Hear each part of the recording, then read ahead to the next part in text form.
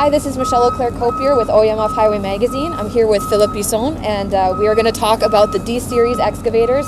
And you were saying before that the hydraulic system actually is a little bit more efficient and is also helping with speed, which is a little bit different than what most people claim for efficiency. So could you give us a little bit more information on that? Yeah, so in regards to, as we were redesigning the engine to meet the Tier 4 final regulations, we also made a lot of improvements in terms of productivity regarding the machine. So some of the things we've improved is all related to the oil and flow and the hydraulics of the unit. So with a new electronically controlled pump, the larger valve, and a lot more solenoid valves and sensors, the unit is a lot more intuitive in terms of where that oil is going to be best used, where it needs to go, and the fact that we have a lot more flow allows for less heat to be generated, so you have a much more productive machine that you can have. And so what that does in a nutshell is instead of we're actually reusing the oil as much as we can for the different functions you're going to need, so that speeds up the process quite a bit.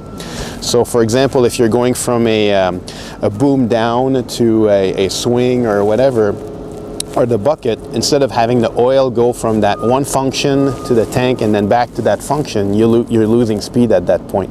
So what we're doing is the machine is going to determine where that oil needs to go for the most efficient operation. So it might say, hey, I need it to go to the swing or to the bucket, and so that is really what helped us shave off a lot of time in the cycle time and get an increase of up to 12% in cycle time. It's a ECM, electronically controlled module. Okay. So the whole brain of the unit actually figures out, okay, well, you're doing this, you're doing that, so it determines where you need everything. You don't have to wait for the boom, because when you were, for example, digging and lifting that oil, instead of having to go all the way back and come back for you to do the swing, it went right away from dig to drop. The fuel savings come from also the fact that you're reusing the oil in a better way.